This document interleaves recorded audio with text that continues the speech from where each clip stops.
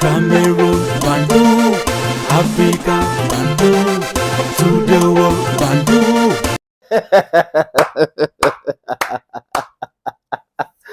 Oh, le Cameroun. Ah oui, les amis, je vous salue. J'espère que vous allez bien. Yo Bamendaman, yo Ekonaman, yo Guiman, yo Bakuriman, I'm proudly so, yo anglophone, brother. N'oubliez jamais, les amis. Je suis l'homme le plus noir de la terre.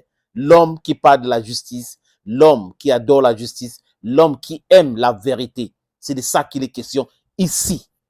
Quoique, et je suggère à ceux qui envoient les commentaires sans toutefois m'écouter, de m'écouter de bout en bout, du début jusqu'à la fin, avant de faire les commentaires. Parce que souvent, les gens font des commentaires sans toutefois savoir de quoi il était question. C'est qu'il était en train de parler. Il a parlé de quoi? Est-ce qu'on a bien compris ce qu'il disait?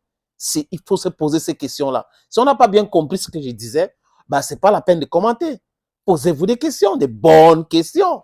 Les amis, je n'apprends rien à ceux qui me suivent. Et les autres, ils sont tellement bien informés. Et c'est des gens bien. Le ministre des Sports, sur instruction de M. Ferdinand Ngongo, avait reçu des présidents de clubs. Du moins, certains présidents de clubs. Parce que ce n'est pas tous les présidents de clubs qui étaient à cette réunion. Vous vous rappelez, n'est-ce pas? Et qui étaient ces présidents de clubs présents là-bas? Ce sont les présidents de clubs, certains qui étaient dans le COMEX de l'Africa Foot, d'autres qui ont commencé à travailler avec l'Africa Foot. Ils sont entrés en disgrâce avec l'Africa Foot pour des raisons évidentes. Parce qu'apparemment, ils ont voulu qu'on soutienne leur club, ils ont voulu qu'on les donne de l'argent, ils ont voulu qu'on les favorise. Et qu'au niveau de l'Africa Foot, le président de l'Africa Foot a dit non, ce n'est pas possible, je ne peux pas vous favoriser. Et bam, le front contre Samuel Eto'o fils, ils sont devenus donc des ennemis jurés d'Eto'o et ils font tout pour que Samuel Eto'o tombe. Mais ils ont commencé à chuter eux-mêmes.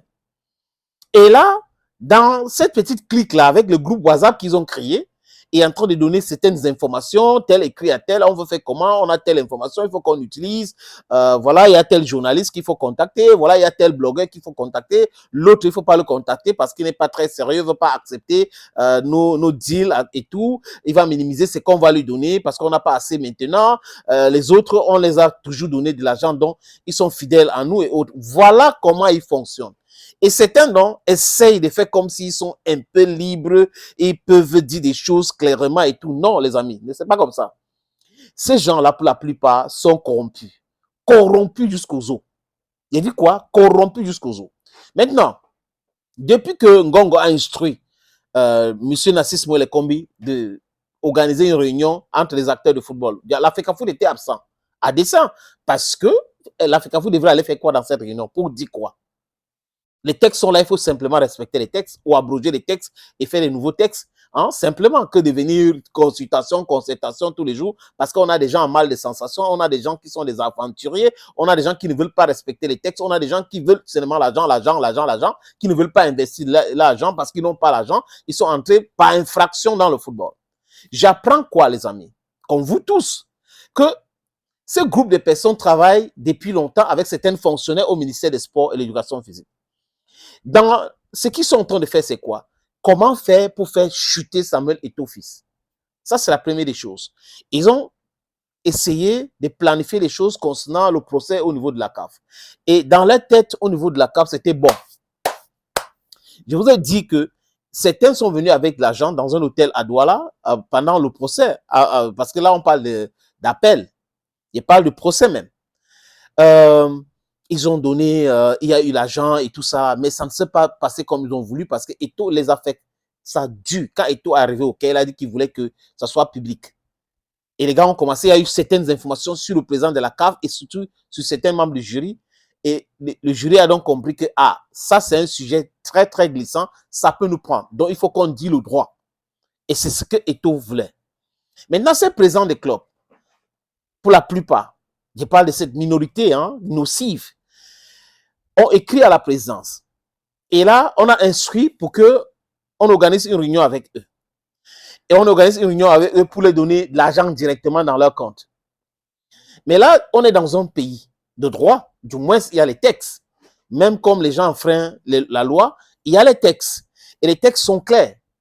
Il n'y a pas un seul texte qui autorise que le ministère des Sports donne l'argent directement au président des clubs, ce qu'on appelle la subvention. Mais bon, on sait qu'il y a des faute de management qui existe dans ce pays. C'est pour cette raison que certaines se trouvent en prison aujourd'hui. C'est pas moi qui le dis, c'est un fait. Les prisons camerounaises sont bondées de ministres, de directeurs généraux et autres. Les amis, ce président de club travaille donc en complicité avec certains fonctionnaires au ministère des Sports et certains fonctionnaires à la présidence pour faire quoi? Pour choisir un autre candidat. Oui, ils veulent un autre candidat de consensus pour aller aux élections, combattre Samuel Eto'o dans les élections de l'année-ci pour pouvoir battre Eto'o comme président de la Fédération camerounaise de football. Est-ce que ça sera possible? Je me pose juste des questions. On parle des élections, tout est possible. Mais cette manière de faire, parce que la personne ne s'aligne pas, on va essayer de tout faire. On va voir, on verra les amis. On verra si c'est une élection transparente et que Eto'o perd, il n'y a pas de problème. Mais les gens devraient aussi savoir, c'est une information utile, qu'actuellement, il y a certains présidents de clubs avec certains fonctionnaires qui sont en train de chercher un candidat pour aller aux élections contre Samuel Eto'o fils. Et les noms circulent. Est-ce que ça sera un Njitap? Est-ce que ça sera Abdurrahman Amadou? Ils ne peuvent pas mettre Abdurrahman Amadou. Il était déjà avec Iya Mohamed. Jeremy Soren Njitap, c'est un candidat plausible parce que lui-même, il avait commencé à parler de la normalisation et autres. Est-ce que c'est le nom qui revient? Est-ce que c'est la personne que les gars veulent à la tête de la Fédération camerounaise de football pour remplacer et tout? Tout est possible, les amis. Donc, on observe. Mais il faut pas que les gars oublient que de l'autre côté, Samuel Eto'o fils aussi et les membres du COMEX, ceux qui dirigent la FECAFOOT actuellement, sont en train de se préparer aussi. Donc, ça sera à la guerre comme à la guerre. Les amis, la distraction est terminée. Cette histoire où les gens pensaient que parce qu'on est ministre, on est tout permis, on peut faire ce qu'on veut. It is not more possible. Regardez les actions d'Antangandji, par exemple. Vous voyez, quand Antangandji fait un truc, il y a la justice qui dit non. Donc, vous pensez que c'est quoi? Ça veut dire qu'au sein même du parti ou l'instrument qui gouverne le Cameroun aujourd'hui, il y a la division. Il y en a qui veulent qu'on respecte les lois. Il y a d'autres qui ne veulent pas qu'on respecte les lois. Il y en a qui pensent qu'ils peuvent abuser de leur pouvoir. Ils peuvent appeler quelqu'un, après ils menacent la personne et la personne obtempère sans toutefois respecter les textes. C'est comme ça qu'ils fonctionnent. Et ils pensent que ils peuvent faire ça avec tout le monde. If you cannot beat them, join them to destroy them. Quelqu'un avait dit ça.